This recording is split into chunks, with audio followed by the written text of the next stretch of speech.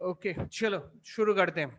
तो ये हमारा लास्ट सम था जो हमने अभी किया, 2 सप्लीमेंट्री एंगल्स का सम था। तो एक तो सप्लीमेंट्री होने की वजह से बना, दूसरा कि एक एंगल दूसरे एंगल से 18 एक्सीड करता है, इसलिए हमने बड़े से छोटा माइनस करके 18। और यहां मेंशन भी किया हमने कि बड़ा कौन है, दोनों सप्लीमेंट्री एंगल में बड़ा कौन है ये मैंने मेंशन कर दिया यहां पर, इसीलिए मैंने ये x माइनस वाई इक्वल 18 लिखा। मेंशन नहीं करने से फिर कंफ्यूजन हो जाता है। जैसे पिछले सम में भी हमने मेंशन किया, यहाँ पे हमने मेंशन कर दिया कि जो ग्रेटर है वो x है, स्मॉलर जो है y है। या फिर इसको भी आप वैसे लिख सकते थे, let the two numbers be x and y such that x is greater than y, ये भी इस तरह लिख सकते थे। तो ये दो तरीका हो गया मेंशन करने का। अब इक्वेशन बन चुके हैं, सॉल्व आप खुद करोगे, मैंने शुरू में ही बोला मैं नहीं करूंगा सॉल्व, तो सॉल्व आप खुद से करोगे, ठीक है। चलो अब सर मैं हम बढ़ते आंसर हैं। आ गया, कितने कितने आए? 81 एंड 99। सही है। अच्छा चलो अब अगला सवाल। आपने थोड़ी देर पहले पेन और पेंसिल के सम्स किए थे, तो वैसा ही क्वेश्चन यहाँ पर है। परचेजिंग करना, शॉपिंग वॉपिंग करना है, बैट और बॉल परचेज करना है। पढ़ते हैं यहाँ पर, the coach of a cricket team buy 7 bat and 6 balls for ₹3,800. Later she buys 3 bat and 5 balls for ₹1,750. Find the cost of each bat and each ball. Let the cost of each bat be X and the cost of each ball be Y. ये हम कर लेते हैं यहाँ पर, ठीक है। मैं थोड़ा इसको क्लीन कर देता हूं।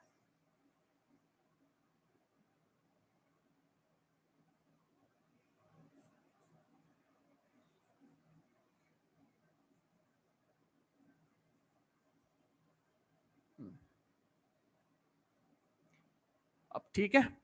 अब देखो, तो हमने ईच बैट का प्राइस एक्स ले लिया, ईच बॉल का प्राइस वाई ले लिया। अब कोच यहाँ पे पहले बार मतलब फर्स्ट केस में 7 बैट और 6 बॉल इतने का ले रहे हैं। एक बैट अगर एक्स का है तो 7 बैट 7x का मिलेगा, एक बॉल वाई का है 6 बॉल 6y का मिलेगा, एंड टोटल बिल उनका बन रहा है 3,800। तो आपका इक्वेशन हो जाएगा 7x plus 6y is equal 3,800। उसके बाद बोला later she buy 3 bat and 5 ball. 3 bat कितने का हो जाएगा? 3x, क्योंकि 3x एक प्लस बैट एक्स का। 5y 3x. इक्वल हाँ, 750। तो 3x plus 5 ball 5y equals bill 1750। तो ये आपका इक्वेशन 1, इक्वेशन 2। तो लेट वाला स्टेटमेंट आप क्या लिखोगे? Let the cost of each bat and each ball be x and y respectively. ठीक है, यहां पे लेट लगा दो। The cost of each bat and each ball be x and y respectively. उसके बाद केस 1 this one, केस 2,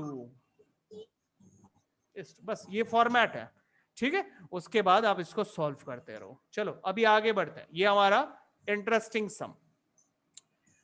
तो सब लोगों ने ओवर का जर्नी कर लिया? हाँ सर। अच्छा, ओवर में Yes, sir. कैसे होता है? आप लोगों ने कभी ऐसा सिचुएशन आया कि ओवर तो बुक कर लिया लेकिन ट्रैवल नहीं किया और आपके चार्ज कट गए? हाँ किसी हाँ, के साथ sir. सर, हुआ बहुत ऐसा? रेयर हुआ है लेकिन हुआ कि नहीं सर, एक बार रेयर। भी? अच्छा, याद है आपको कितना कटा था? सर ज्यादा नहीं कटा होगा, मिनिमम। हाँ, कितना? अच्छा, मान लो सर यहां से 50-60 रुपया कटा। 50-60 रुपए कटा होगा। मतलब मान लो आपने एक डेस्टिनेशन बुक किया और उस डेस्टिनेशन तक जाने के लिए आपको 250 रुपए लगते हैं, ठीक है। और लेकिन बुक करने के बाद आपने ट्रैवल नहीं किया, आपने 10-15 मिनट बाद उसको कैंसिल कर दिया या फिर आने के बाद उसको रिटर्न कर दिया, तो आपके करीबन एक अमाउंट कट जाता। पूरा नहीं कटता क्योंकि आपने ट्रैवल ही नहीं किया ना, तो आपका वहां से एक अमाउंट कट जाता है। तो एक्चुअली वो अमाउंट डिपेंड करता है आपकी बुकिंग पे। वो इसलिए नहीं डिपेंड करता कि आप ट्रैवल कर रहे हो, तो वो ट्रैवल पे डिपेंड नहीं करता। ट्रैवल कर रहे हो नहीं कर रहे हो, वो अमाउंट तो आपको देना ही पड़ेगा बिकॉज आपने कार बुकिंग किया। आप कार में बैठो चाहे ना बैठो, वो फिक्स अमाउंट आपको देना ही पड़ेगा। तो ये कोई मतलब जो टैक्सी फेयर का एक सिस्टम होता है। तो यहां पर भी इसी सिस्टम पे एक सवाल पूछा है, देखो आप। The taxi charges in a city consist of a fixed charge together with the charge for the distance covered. मतलब आपको फिक्स चार्ज एक देना पड़ेगा और उसके बाद अगर आप डिस्टेंस को ट्रैवल करते हो उसके अकॉर्डिंगली आपका चार्ज बढ़ता हुआ जाएगा, जितना डिस्टेंस उतना चार्ज आपका ऐड होता जाएगा। मतलब टैक्सी फेयर में दो चार्ज है, एक चार्ज है फिक्स्ड जो डिस्टेंस ट्रैवलिंग पे डिपेंड नहीं करता, आप डिस्टेंस ट्रैवल करो चाहे ना करो आपको वो देना ही पड़ेगा। जैसे आप लोगों ने अभी बोला एक चार्ज 50-60 रुपए का कट जाता है अगर आप ट्रैवल नहीं करते हो तो, मतलब वो फिक्स चार्ज है, वो डिस्टेंस पे डिपेंड नहीं करता। लेकिन एक चार्ज है जो डिस्टेंस पे डिपेंड करता है, charge for the distance covered. जितना ज्यादा डिस्टेंस उतना ज्यादा चार्ज, जितना कम डिस्टेंस उतना कम, लेकिन ये जितना लगना है वो तो लगेगा ही लगेगा। ठीक है, तो दो चार्ज हो गए। अभी उसी दो चार्ज को हम यहां पर, ये देखो हमसे सवाल भी यहां पर पूछा है, what are the fixed charges and the kilometre charge and the charge per kilometre. मतलब ये डिस्टेंस के अकॉर्डिंगली कितना किलोमीटर कितना चार्ज लिया जाता है और फिक्स चार्ज कितना लिया जाता है। तो हम एक काम करते हैं ना, फिक्स चार्ज को हम एक्स रुपीज मान लेते हैं और वो जो चार्ज पर किलोमीटर है हम उसे वाई मान लेते हैं। अभी यहां स्टेटमेंट है कि for a distance of 10 kilometre the charge paid is 105। 10 kilometre के लिए इतना चार्ज आपसे लिया गया है। अब देखो आप ट्रैवल करो चाहे ना करो आपको तो फिक्स चार्ज देना ही पड़ेगा, है ना। ये जो फिक्स चार्ज ये तो डिस्टेंस पे डिपेंड करता ही नहीं है। तो डिस्टेंस पे कौन सा डिपेंड कर रहा है, ये जो वाई रुपी है ना, ये वाई रुपी पर किलोमीटर का है, 1 किलोमीटर का वाई। और आप कितना जाना चाहते हो, 10 किलोमीटर जाना चाहते हो। 1 किलोमीटर अगर वाई का लेता है तो 10 किलोमीटर कितना लेगा, 10 वाई। तो fix charge with charge for the distance all together 105 rupees उसने पे किया फॉर डिस्टेंस ऑफ 10 किलोमीटर। उसने इतना पे किया ना, तो ये जो पे उसने किया है उसमें फिक्स चार्ज भी इंक्लूडेड था, फिक्स चार्ज और 10 किलोमीटर का चार्ज दोनों मिला के उसने 105 रुपए पे किया। उसी तरह से अगला स्टेटमेंट देखो, for a journey of 15 kilometre the charge paid is 155। तो इस 15 किलोमीटर में फिक्स चार्ज भी है और 15 किलोमीटर का अगर पर किलोमीटर वाई करके लिया जा रहा है तो 15 किलोमीटर का कितना लेगा 15 y, and togetherly total payment कितना हुआ 155। मतलब 155 में फिक्स चार्ज भी है और चार्ज फॉर द डिस्टेंस भी है, दोनों मिला के 55। तो इसका प्रेजेंटेशन मैं आपको एक बार दिखाना चाहता हूं। सम क्या है, नंबर 4। तो इसमें हम पहले लेट द फिक्स चार्ज भी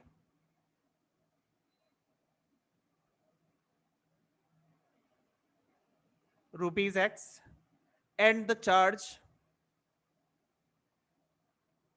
पर किलोमीटर, इसे आप ऐसे लिखो, and the charge per kilometre B rupee Y. 1 kilometre का आप वाई करके पकड़ो, अब जितने किलोमीटर जाते हो उतने करके वाई मतलब जुड़ता जाएगा।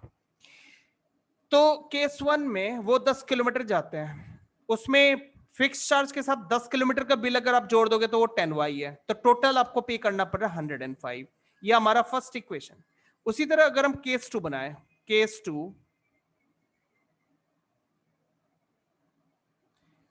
2 उसमें 15 किलोमीटर जाना है, तो फिक्स चार्ज के साथ 15 किलोमीटर का बिल जोड़ोगे तो 15 वाई जुड़ेगा, तो टोटल उन्होंने पे किया इसके लिए 155 रुपी। एक बार कंफर्म हो जाओ, देखो यहां लिखा हुआ है 10 किलोमीटर के लिए 105 और 15 किलोमीटर के लिए 155। ओके, तो what are the fix charges and the charge per kilometre. ठीक है, तो ये आपका इक्वेशंस तैयार है। अब जब आप इनको सॉल्व करोगे आपको x के वैल्यू मिल जाएंगे और y के वैल्यू मिल जाएंगे। किसी ने सॉल्व किया? So x 10 y equals 5. Sorry sir. Okay. X 5 and y x equals 5 और 10. y 10. y 10। अच्छा चलो, ये अगर आपके आंसर्स आ रहे हैं ठीक है आफ्टर सॉल्विंग, तो एक सवाल और इसमें है जो आपको करना है। सवाल पूछा है how much does a person have to pay for a travelling a distance of 25 kilometre. 25 kilometre के लिए कितना पे करना होगा उनको, तो 25 किलोमीटर के लिए कितना पे करना पड़ेगा? Fair sir x plus 25 y हो जाएगा। हाँ, तो fair for 25 kilometre is equals x plus 25y। इसमें आप x का वैल्यू और y का वैल्यू पुट कर दो, उससे आपको मिलेगा, देखो इधर आ रहा है 250 प्लस 5 255, इतना रुपये आ रहा है। ये लास्ट पार्ट आप ऐसे कर लेना। ओके, कोई डाउट इसमें? No sir. ओके, तो हम नेक्स्ट क्वेश्चन में चलते हैं। चलो फ्रैक्शंस,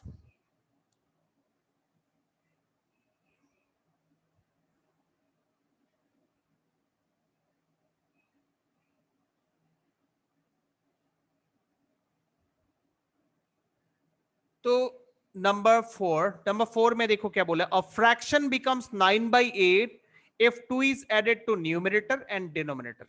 न्यूमरेटर और डिनोमिनेटर में दोनों में आपको 2 ऐड करना है। जब आप ऐसा करोगे तो आपको 9/11 मिलेगा। मतलब ऐसे कोई भी फ्रैक्शन और न्यूमरेटर और डिनोमिनेटर से बनता है। अकॉर्डिंग टू क्वेश्चन, अगर आप 2 न्यूमरेटर में ऐड करते हो, इन्होंने बहुत बोला, मतलब डिनोमिनेटर में भी आपको 2 ऐड करना है। जब आप ऐसा करोगे तो आपका जो फ्रैक्शन है वो इक्वल टू 9/11 बन जाएगा।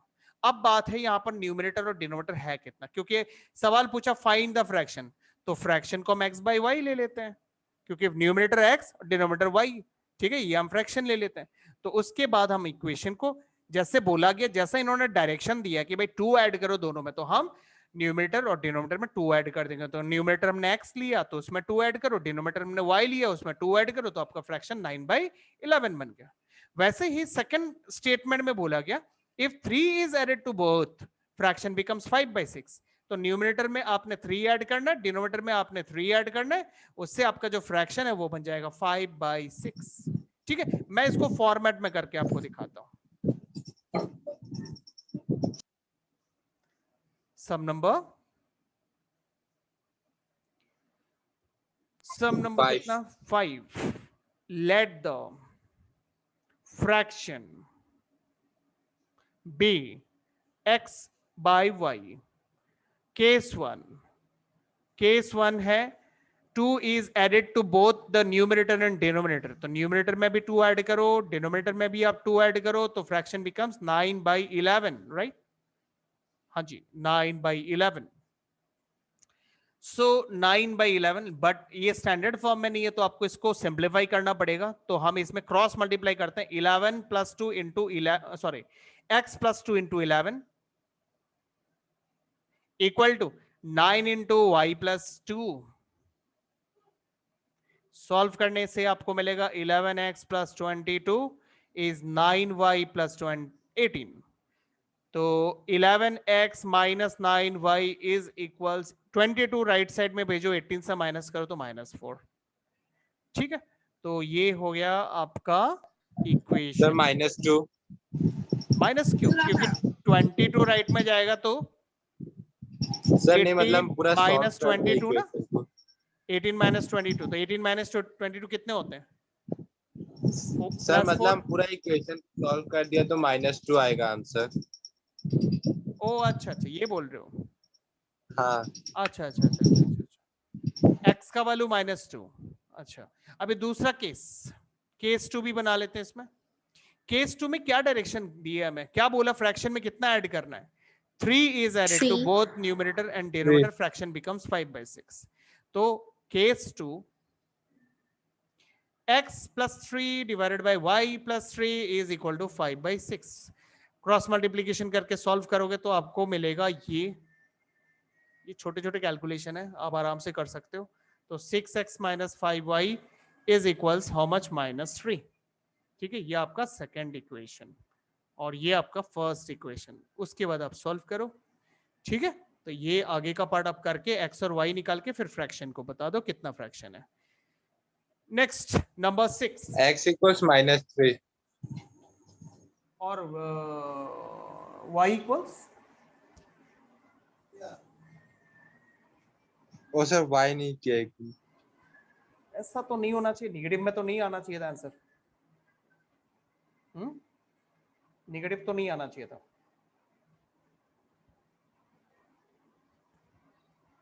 Sir 5x - 6y = 3। अच्छा, वो आप बाद में सॉल्व कर लेना, ठंडे दिमाग से सॉल्व करके देखो कितना आ रहा है। ठीक है, अच्छा मैं भी रुकता नहीं हूं, फटाफट से अगला क्वेश्चन करा देता हूं। देखो नेक्स्ट क्वेश्चन में लिखा हुआ है 5 years hence the age of Jacob will be 3 times that of his son। तो 5 years hence मतलब after 5 years Jacob's age will be 3 times that of his son।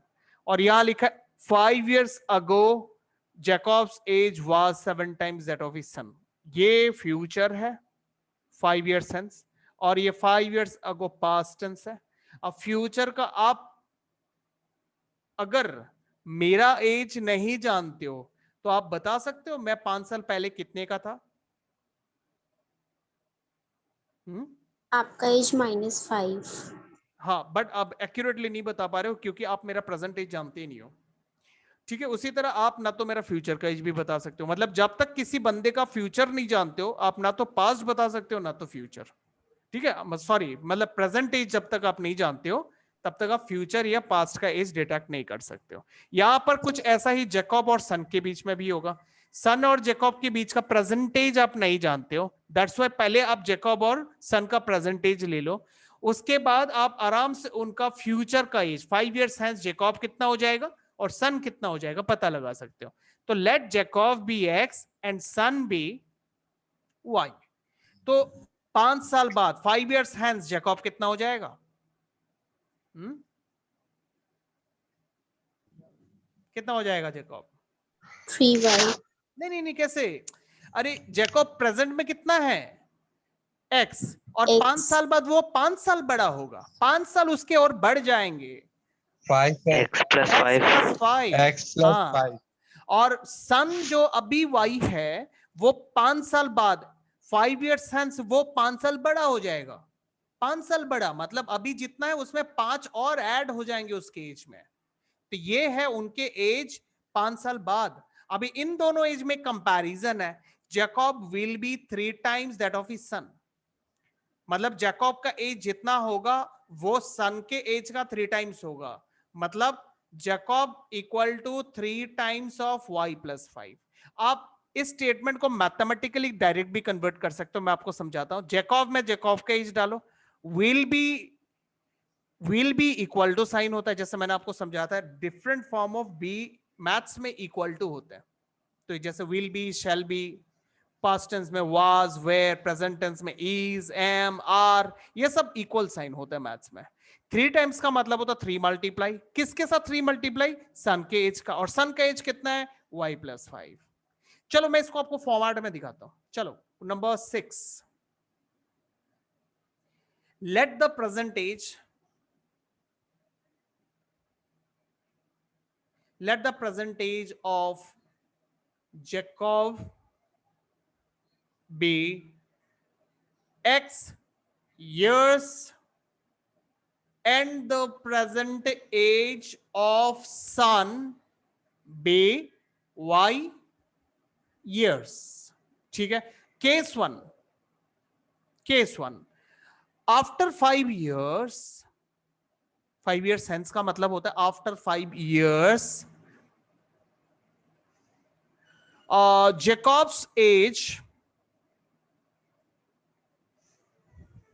Jacobs as देखो प्रेजेंट में x है, 5 साल बाद 5 साल बढ़ जाएगा, जैकब 5 साल बड़ा हो जाएगा तो उसका एज इतना, एंड सन एज, सन भी 5 साल बड़ा हो जाएगा, प्रेजेंटली वो x है, 5 साल बड़ा हो जाएगा सन। अभी according to question Jacob will be 3 times that of his son, हमने पढ़ा था, इधर फिर से चेक कर लेते हैं। Jacob will be 3 times that of his सन। ठीक है, जैकब क्या है? Jacob will be 3 times that of his सन। यह हमारा इक्वेशन तैयार। ठीक है, अब इसे आप थोड़ा सा सिंप्लीफाई करो, स्टैंडर्ड फॉर्म में लाओ। x plus 5 equals 3y plus 15, 5 को आप उधर ले जाओ, x is what? 3y plus 10, इसे आप इक्वेशन 1 ले लो। ठीक है, चलो अब हम चलते हैं सेकंड केस में, केस 2। केस 2 में जो इंसिडेंट है वो था पास्ट का ना, क्या लिखा था? हाँ सर।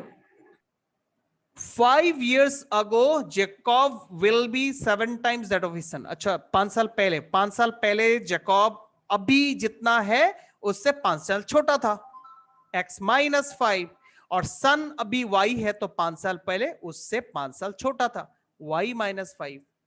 तो इस तरह हमें 5 साल पहले का एज मिल चुका है। अब हम इक्वेशन बनाएंगे was मतलब इक्वल टू 7 टाइम्स मतलब 7 इंटू किसके साथ 7 into that of his son, son के साथ।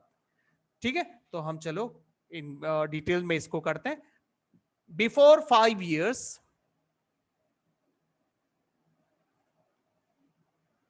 before 5 years, Jacob's age, presently वो y है ना, तो 5 साल पहले y माइनस 5, y नहीं x था शायद,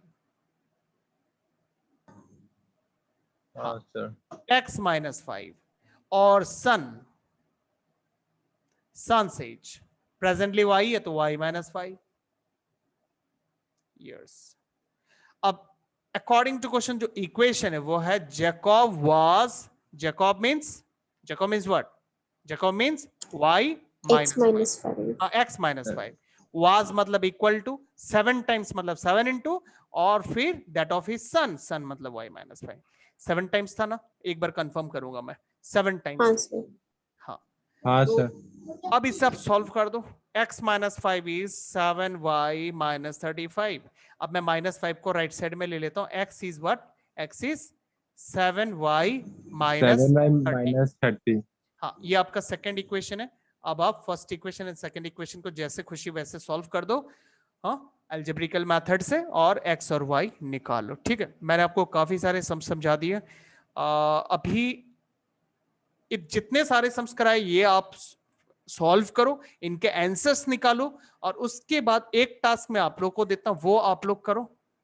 वो है फोर्थ एक्सरसाइज में 3.4 में जो प्रॉब्लम सम्स है, इनको आप सॉल्व करो। ठीक है, इनको मैं सॉल्व नहीं करता, इनको आप सॉल्व करो। यहां पे कुछ प्रॉब्लम सम्स है, और उसके बाद आप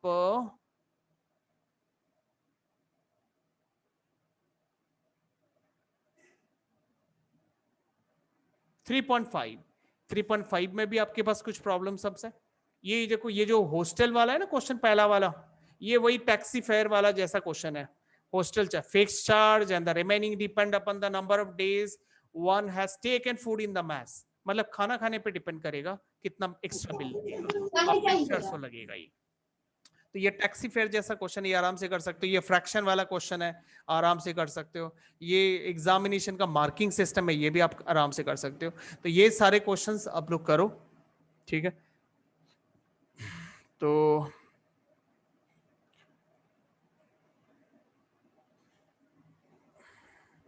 इनको सॉल्व करो। ये क्या मैं करके दूं? ये एक्सरसाइज ना हो जाएगा? कॉन्फिडेंस है? सर पहले कोशिश कर लेते हैं, नहीं होगा तो आपको बोल देगा। पक्का ना? हाँ सर। हाँ सर। अच्छा ठीक है, मैंने इसका तो फर्स्ट बैच में क्लास ऑलरेडी लिया हुआ है, तो उसका इस एक्सरसाइज का मैंने उसमें एक्सप्लेन करा हुआ है। आप लोग अगर चाहो तो वो वीडियो देख लेना, मैं अपलोड कर दूंगा। ठीक है, और फिर आप लोग हाँ इसको सर। ट्राई कर लेना। बट उसके बाद वाला जो एक्सरसाइज है वो मैंने एक्सप्लेन नहीं किया, वो टोटली आप लोगों के ऊपर छोड़ा हुआ है मैंने, तो आप लोग खुद से उससे कंप्लीट करो। ठीक है, तो उससे आइडिया हो जाएगा आप ठीक है लोगों को सर। कितना इक्वेशंस बनाना आ रहा है, कितना नहीं आ रहा। और जो जो डाउट में रहेंगे वो मैं एक क्लास और लेकर उससे क्लियर कर दूंगा, फिर हम लोग क्वाड्रेटिक इक्वेशन में चलेंगे। ठीक है, हाँ।